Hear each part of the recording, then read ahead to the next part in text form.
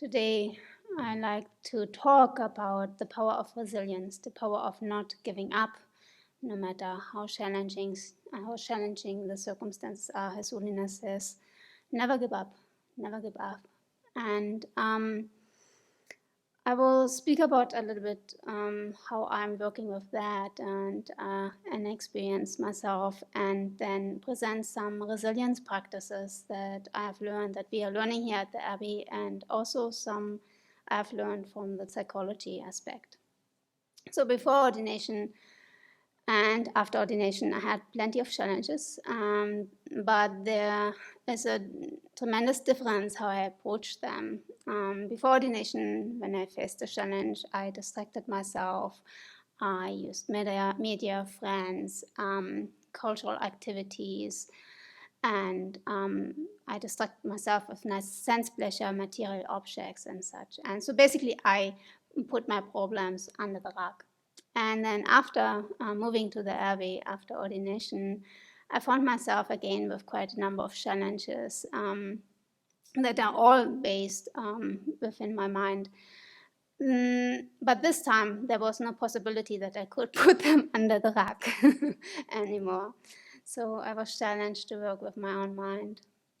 One of my biggest challenge was, and is still to some extent, to live far away from my home country, to be far away from friends and families, from a familiar language especially, and also being far away from the comfort and the knowing how to move around in my own country, and even the history I'm embedded in. So yeah. So today I would like to speak about the language part. First of all, just every BBC, before every talk, it's like blackout. There's something happening, a big form of nervosity is arising. And I know part of it is I don't feel as comfortable speaking in English. I know I have still certain difficulties expressing things. I know people don't understand some words.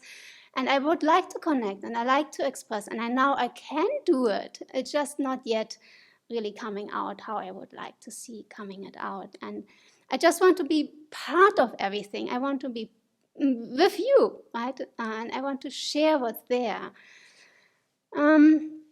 Anyway, so Nagarjuna is saying that attachment to one's homeland or any attachment is source an exaggeration.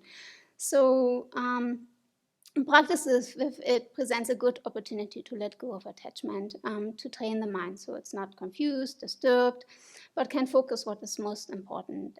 What I have chosen is most important, to study, practice the Dharma, to develop my mind and to benefit other sentient beings. So in the context of adapting to this language, English. I learned English language quite late in my life because I grew up in East Germany. So there was Russia first and English quite late. And then we didn't have natural English teachers. We learned by watching videos and reading a little bit. So I could read somewhat, and I made it through university too by reading, but talking, sharing, writing was never asked of me.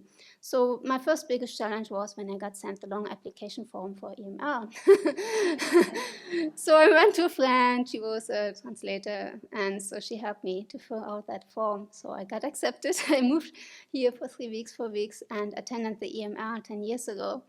And the next challenge was I could not understand each and every question. So I just answered by good luck and hoped somehow people can understand me. But there was this big gap, there was me with my German nature language, and then there was America and people who were speaking English. And so, but I knew the value of a monastic life, and I appreciated very much what has been set up here, and I really valued Venerable Shutren's approach and her wisdom and kindness. So I came back, I made it, and during that year before I came back, I had some English lessons to learn to get more confident in speaking in English. Yeah. But then the hardships continued. I still found myself sitting on the lunch table and not being able to participate in certain communications and certain conversations or jokes. Forget about that. I never could understand them.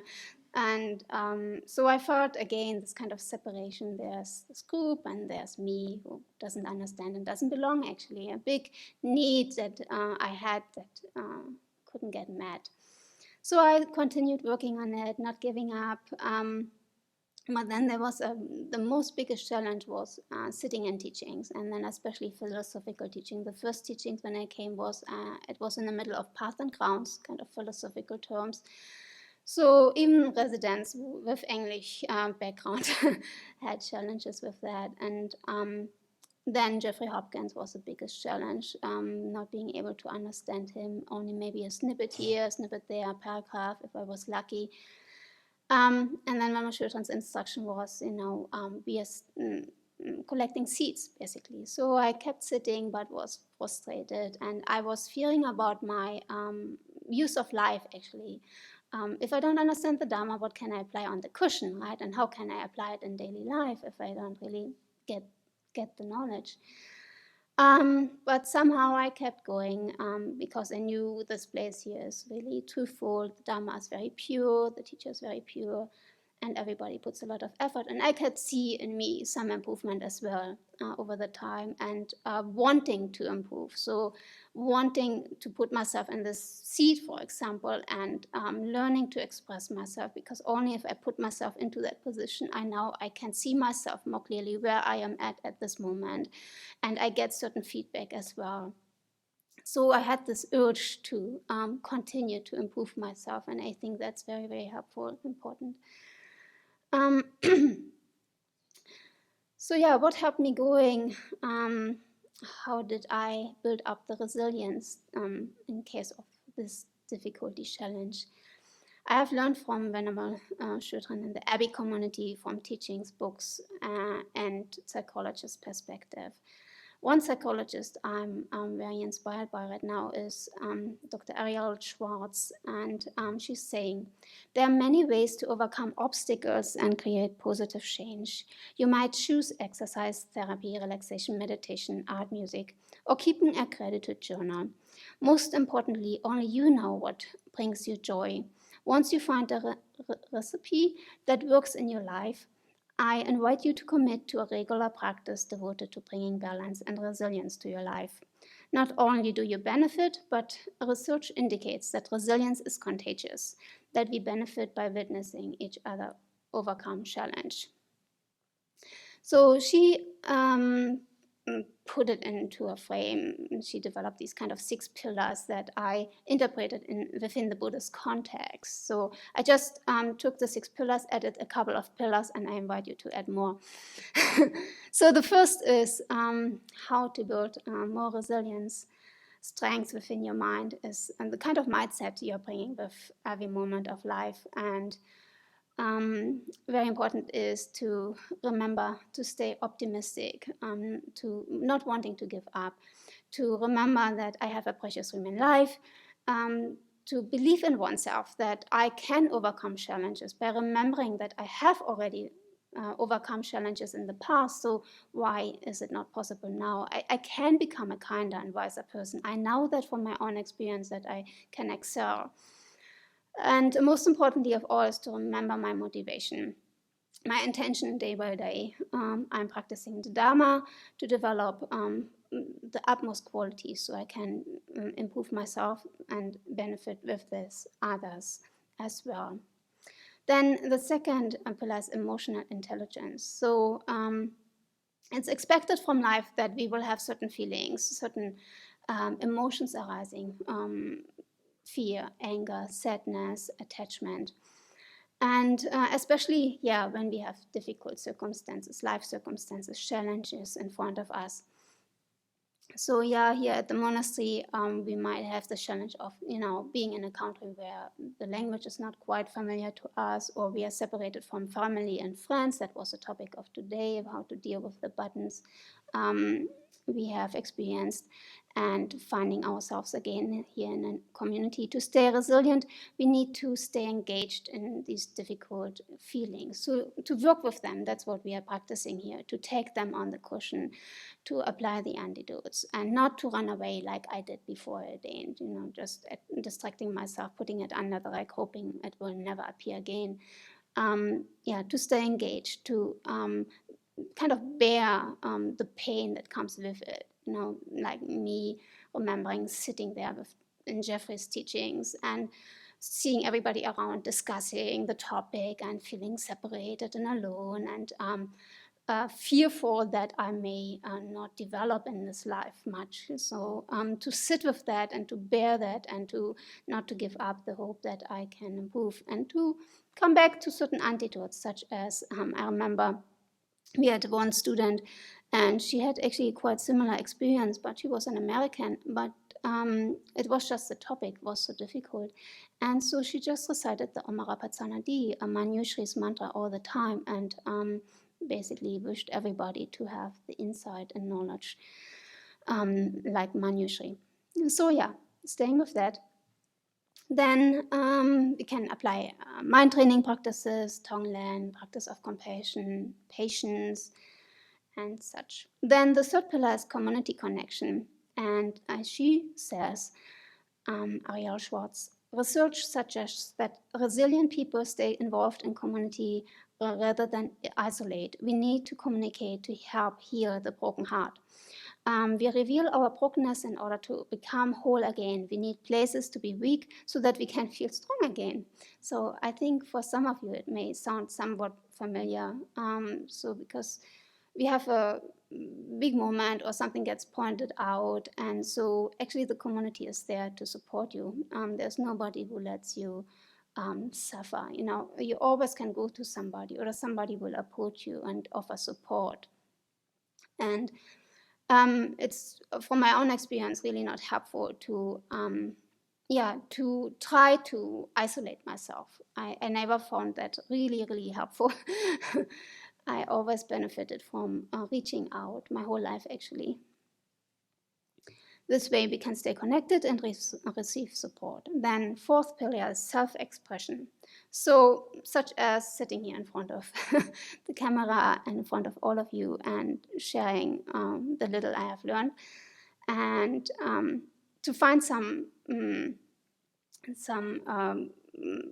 outlets where I can express my feeling and my skills, maybe my interests. And that can also be through writing or talking or being engaged in certain projects. So Ariel says, if we cut off our expression of painful emotions, we also cut off our ability to feel open-hearted. You might choose to share your story with others or write in a journal you keep for yourself. So yeah, at the Abbey, we really practice self-expression quite a bit in our daily participation in offering service or meditation, to just keep with the schedule, and some of us even act in creative ways, making videos or writing or even doing some musical presentations. So then the fifth pillar is embodiment. So such as through meditation or through working in the forest, even doing walking meditation. Some of us do yoga. We can't, calm our system, our whole body and mind system down just through logic and reasoning at the moment when the anger is so overwhelming. So I find it very helpful to come back to my breath. That was my first lesson here when I was in Anagarika, when my children and Tapa sat me down and just reminded me to breathe. And so then it's very, very helpful to recognize where's your body. Just come back to your body. If it's helpful, go in the garden and go into the forest or something like that. And then, we can then calm down our whole nervous system and find this clarity back that we had before. Then the sixth pillar is choice and control. So when we are resilient, we know that we have some control in life. We create the causes of the karma we experience for our future lives or for the future. We are not powerless. Each positive step forward is a sign of resilience. We can choose to stay angry, or we can choose to learn antidotes, apply them and move forward. We can choose to forgive, or we can keep holding a grudge. We can choose to meditate every day or not. We can choose to practice virtue or not. So it's up to us. We are in control. We have the choice to make our life experience different ones than maybe when we are in the middle of a challenge and just react on old patterns. And when we make these firm choices, such as to act in virtue, and to apply mind training in challenging circumstances, and so forth, we will learn to be strong rather than being blown away by the wind. So, and then when Madame shared with me, her Brazilian praxis is to remember Vinaya practice, to reflect upon the precepts. And Venerable Jandy gave once an advice to me, and I think some of us, one of the bhikshunis, Taiwanese bhikshunis that was central here in developing the Abbey, she said when she has a difficult period in life, she always recites the whole precepts. So even when she's traveling, she has her bhikshuni precepts in her pocket and recites them and reflects upon them. Then, last but not least, one of my additional pillars is remembrance of impermanence and death. So at the end of life, what do I really want? I want to surely not be angry, jealous, attached to anything. I wish to remember my teacher, the Dharma. I wish to remember the practice of love, compassion. I want to remain calm and strong to move forward into my next life and hopefully bring good imprints with me. So I would like to invite you briefly to share yours. Any other pillar you would like to add to that? A couple more. I'm sure there are many more. Okay, but I'm convinced all community members have resilience within themselves. They know how to move forward. They don't give up. Otherwise, we wouldn't be here. So I would like to end this BBC with a quote with a verse by Nagarjuna from Precious Garland. To stay with the seventh or eighth pillar I put up here, is to continually meditate upon death and impermanence. Verse 143, you should always reflect upon the impermanence of life. That way you will, with true effort, strive uniquely to practice this Dharma. So we don't know when the moment of death will arise. So therefore, I encourage us to use every moment we have, not to dwell in our old habits, but to go forward, even if my BBC was creepy today and you couldn't understand every word. To not put myself down like I have done in the past, to cry about myself, to put myself in the middle of the universe, to continue and say, okay, that was a chance, and now I haven't prepared as well as I could. I don't need to blame the schedule here because there was not much time to prepare.